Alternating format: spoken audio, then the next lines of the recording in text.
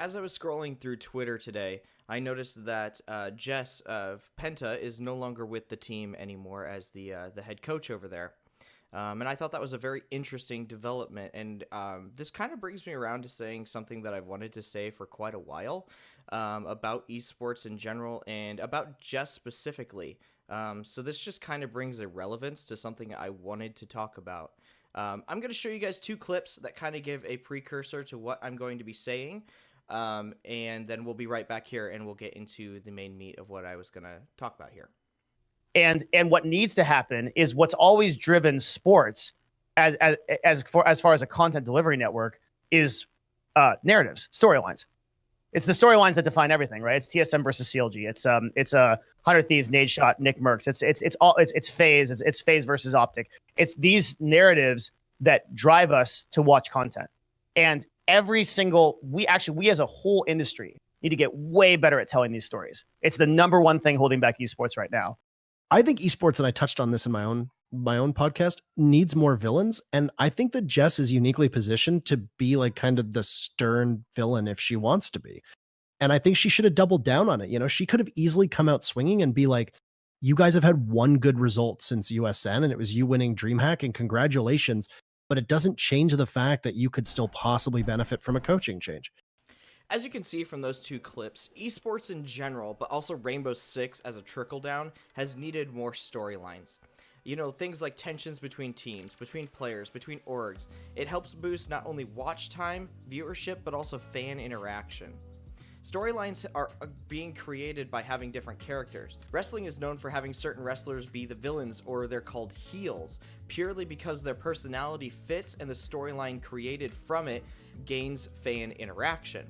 Wrestling in general is actually a really great place to look at for the right way to do storylines. Another great place to look is American football. You have rivalries that even me, as somebody who doesn't watch football, knows about. You know, I'm from Indiana. You're supposed to hate the New England Patriots. I don't even watch football.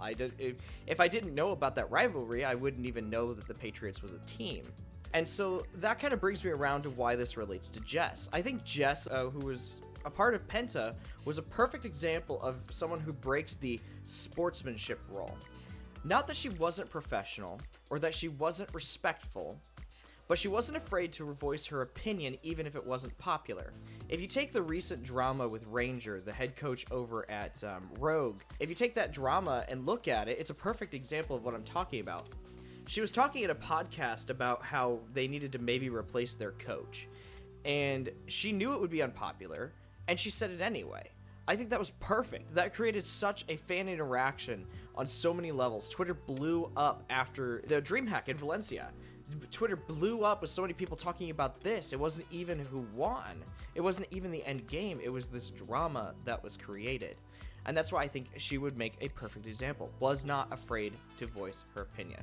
I think a person that is doing this and doing a great job at it right now is Fabien on G2. His character is brash, random, and even rude at times, but this makes him so entertaining to watch as a player and a personality. He is creating drama, tension, maybe fake tension, and setting a precedence for people in Rainbow Six Esports going forward.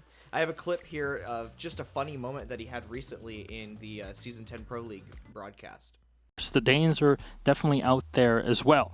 Now, their quality isn't good enough. But Milos, I actually want to turn this interview around here a little bit, because I think that I've had too many interviews, and I think it's time for me to actually interview you for once. So I have a question here. Like, right. How do you feel about your performance as a caster, and what have you done this season to improve it? Well, I've worked quite a bit on keeping up the pacing. I think it's gotten much better, specifically in this play day, but it's more the direction of host nowadays, so I kind of have to juggle between the two. A couple final points here about my the statement I wanted to make. It's a fair point to say that maybe Jess doesn't want to play this sort of upset personality. I've never talked to her personally, so I don't know if that's where her head is at, or if she really does want to be this person, but from a professional standpoint couldn't necessarily make that argument. I just don't know. I know personally, from my perspective, I definitely could not play that upset without trying to win people back to my side. That's the thing about villains, is you kind of don't want them to be on your side. You don't want people to be on your side. You want people to create counter opinions of you so you can bounce off those people. She may not want to play that role, and that's perfectly fair. So in general, Jess, if you do end up watching this, I hope that you at least consider the points that I've made here.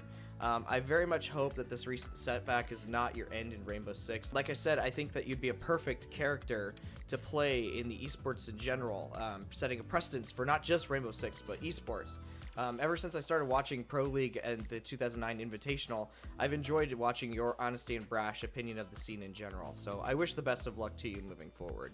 And for the rest of Rainbow Six Esports fans or players or anyone who ends up watching, I just think you should consider the idea of creating rivalry. Even if that's comedic, silly, fake, I think that creating these storylines can go a long way to engaging your audience in a way that we never thought possible moving forward in esports. I completely agree with Devin Nash that we need to be creating these because that's really what keeps people interested. So I hope that you guys consider this. If you have any opinions or anything, if you think I'm wrong, if I'm right, just let me know. Shoot me a comment down below, and I'll see you guys next time.